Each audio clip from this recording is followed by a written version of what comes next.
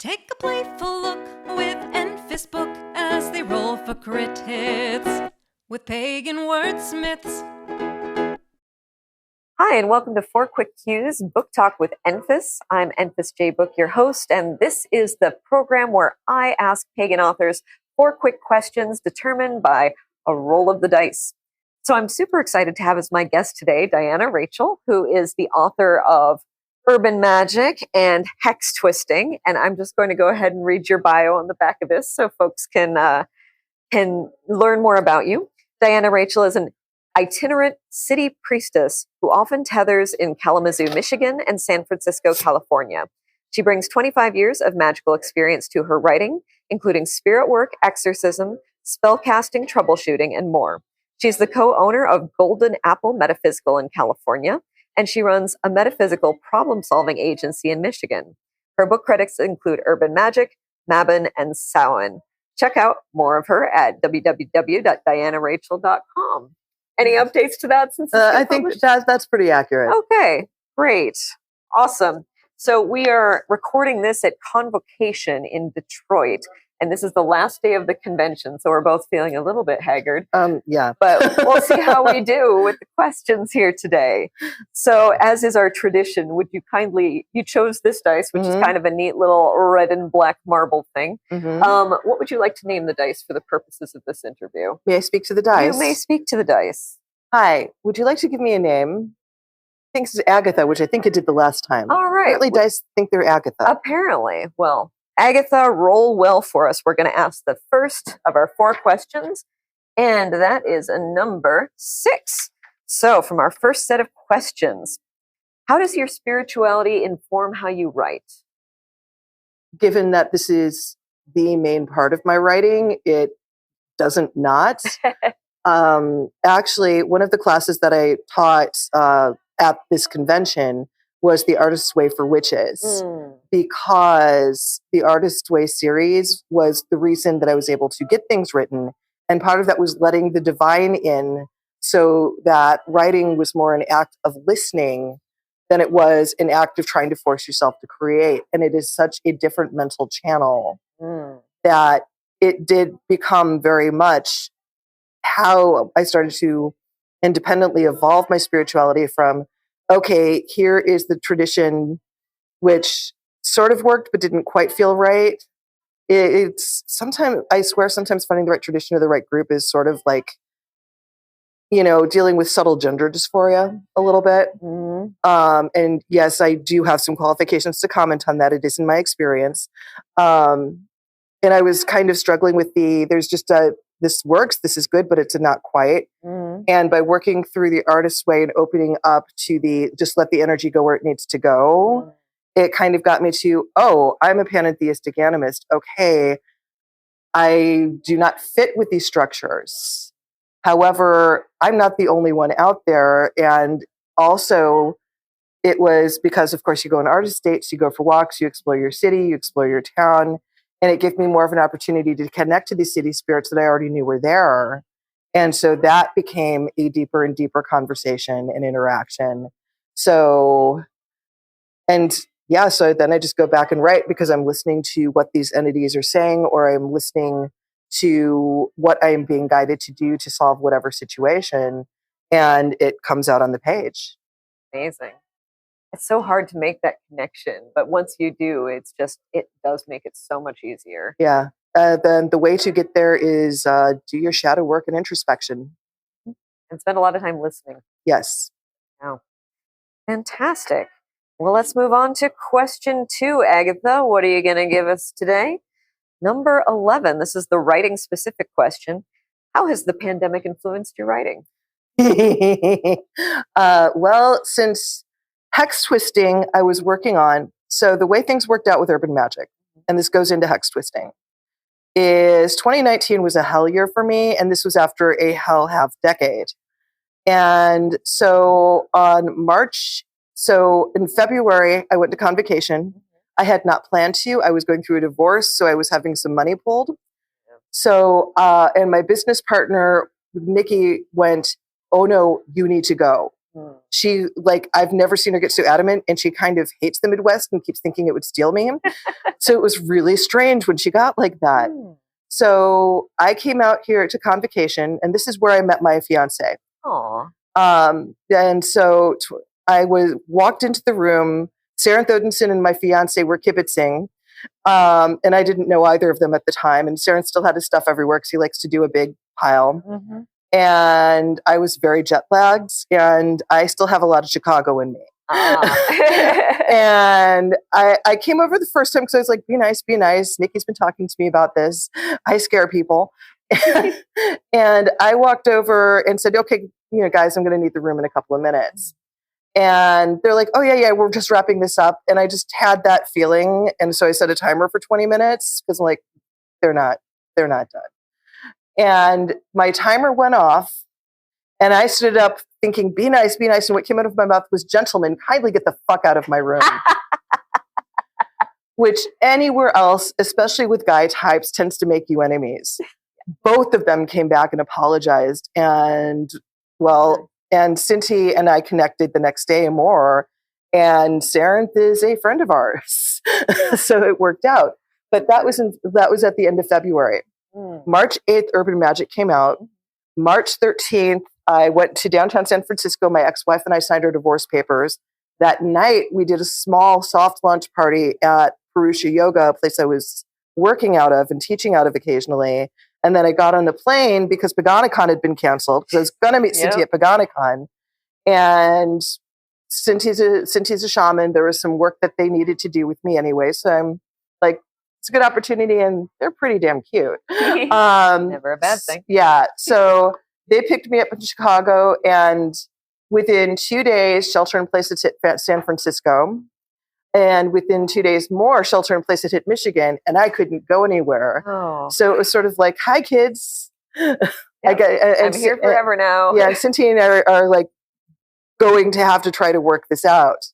So I was working on Hex Twisting at that time, and I'm not a book churner. I have so much respect for book churners. My brain does not do that.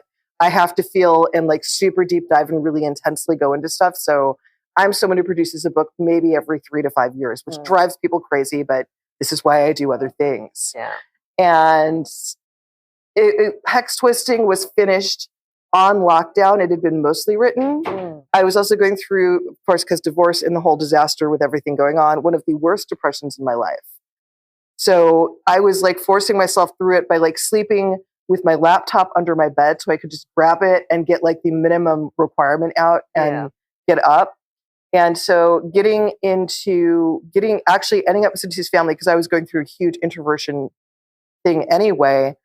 I would say that the biggest way it influenced it is it actually gave me an opportunity to sit still in a unbelievably supported environment. So like, and I was watching the stuff going on with the pandemic, feeling bad because I do these empath trainings that started developing this understanding of how serious these sensitivities are. And I was so depleted, I couldn't do anything except finish my work and let Cinti take care of me, which worked out quite well.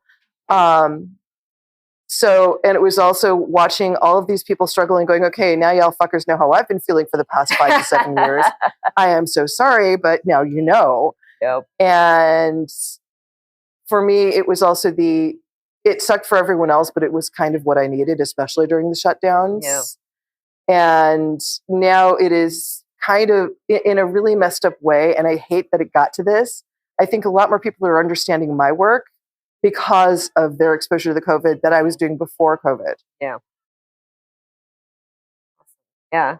It definitely did, for some writers, foster an environment where they could actually focus and write, because we're pulled in so many different directions. Yeah. And it also can have like a real drag down effect on the writing, just because we're so by ourselves in our unit. And if you're a person who needs to like get regular other stimuli, and most writers do, Yeah. like you need to fill the well. You have to go for a walk, go get some input, see a weird movie, watch a squirrel's head pop off when you're on a nature walk. A common story from Cinti. But you need that input. Yeah. And really, you can't write without that. You have to nourish yourself too. Yeah. And a lot of people were just locking down. And I really feel like we handled the lockdowns wrong. because people could have gone outside and it would have helped. And they were saying, stay inside, stay inside. Well, unless somebody's running around going, I'm going to cough on you. Like, it was outside. There was so much we didn't know then. Yeah. That was part of the scary part. Yeah, very much so. Yeah.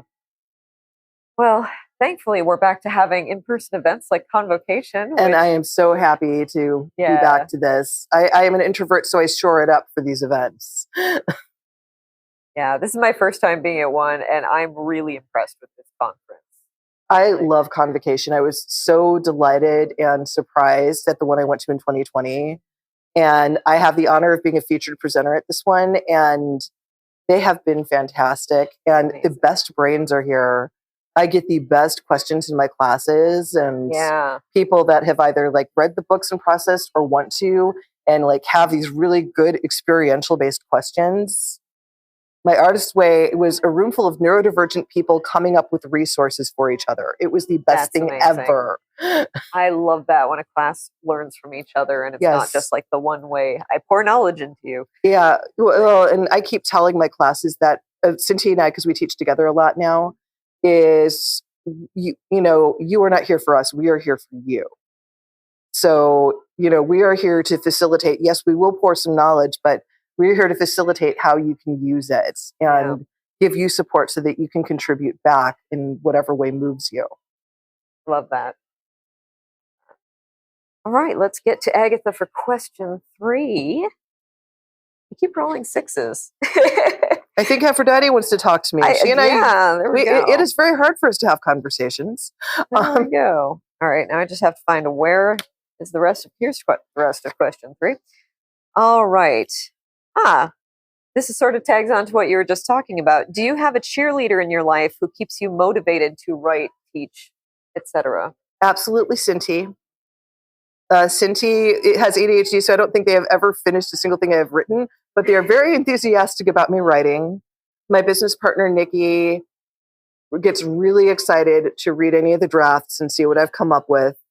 And I have a small collection of people that are like, yeah, you're writing, because my truest self is my writer self. Yeah. Like, I was a writer before I was a witch. I was a writer before I was anything. And I am very fortunate to be surrounded by people going, oh yeah, definitely write that. And not the, oh no, someone might get upset. Oh no, that might be too challenging. They're like, oh yeah, challenge them, break their brains. Let's keep going. This is great. And I am extremely fortunate to have that. Right on. It's always good to have that. In your life, because there will be a lot of people saying you shouldn't have written that, or why did you write it this way and not do it the way I had in my head? I actually had one woman flat out order me not to write urban magic. Wow. She's lucky she didn't wind up in the Mississippi. Wow. She actually looked up, oh no, people might start vandalizing things, and I'm just looking at her going, they already are, you bents. Right. Yes, clearly pagans invented vandalism. Yeah. All right, so our last question is the random encounter. Random encounter question. So normally I would roll a 4-sided die and then the 20-sided, but I forgot to bring the 4-sided. Okay. So pick a number between 1 and 4. 3. All right, and then I'll roll the dice. 3 and 3. All right. So who is your favorite Muppet? Animal. Yeah. Animal is my favorite. I often joke that I am the love child of Miss Piggy and Animal. Because I like the fiancée, but I have that energy when I want to. Like, I even wash the dishes and eat like Animal at times, where it's like everywhere. We cannot figure out how it happens. And like, I will wash the dishes and there's no reason, and I'm like soaking wet, even with an apron. And I just have that energy. Just wild chaos energy kind of thing. I love that. Big Muppets fan from way back, and I was really hoping that question would come up sometime, and I'm so happy it did so early on in this, because I think that is one of the more revelatory questions about people, especially Gen Xers and later, who have a lot of experience with the Muppets, and just I'm trying to explain it to my kids, and they don't quite get it. Yeah, my 22-year-old niece finds them creepy, which breaks my brother's heart because he loves them so much. Oh, so I mean, the aliens in Sesame Street do freak me out. It's true. Like, that freaked me out. Of course, now I've seen Stoners, so I understand a little better. Yes, Muppets are everywhere if we look closely. Absolutely. Well, Diana, tell me now, what is something you're really excited about that you want to tell the audience about? So one of the things I'm on right now, because yes, I am writing a book, but I don't talk about that until it's at a certain phase. My partner and I, one of the reasons that we are together professionally as well as romantically is my partner is an extremely skeptical person. And so when I was starting to teach the empath training in 2020, like I was originally asked to teach it as a kids class. I'm not sure what happened. I walked into a room full of 60 people in energy crisis. Oh boy. And there's so many people using the empath as the empowerment shtick and the MLM, multi-level marketing. And so Cindy came to see if I was a fraud, to be blunt. And Cindy has a background in psychology and is about to finish their degree in substance abuse counseling. So they actually do know what to look for. And so I got up and I started teaching the class, and it was this interesting. And then once they ended up teaching the class with me because their shamanic approach had exactly the part that I knew was missing from my class. We'd known each other less than 48 hours. Wow. We were moving through the room like we'd been doing it for 20 years already. Amazing. And like 2 minutes after the class ended, a friend of ours now friend of both of ours walked up and said, "So how long have you two been together?"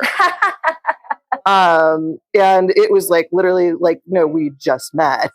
Wow. And so it was like, okay, clearly we need to keep working on this. So what this has evolved into, because I was already teaching it out of Wicked Grounds in San Francisco, I was being asked to come back and teach these empath trainings over and over, is Wicked Grounds has been working with me because they do have this fantastic online school, and they are expanding into a magic and witchcraft school in addition to the kink education. Nice. And some of it's online, some of it's in person. It's one of the reasons that I'm wishing I could just hop a flight every month. And this is a long-term goal. Yeah. And they're letting me experiment on some fairly advanced practitioners. Nice. Who are all with consent. Consent is sacred. This is like one of the cornerstones of my work and Cindy's work.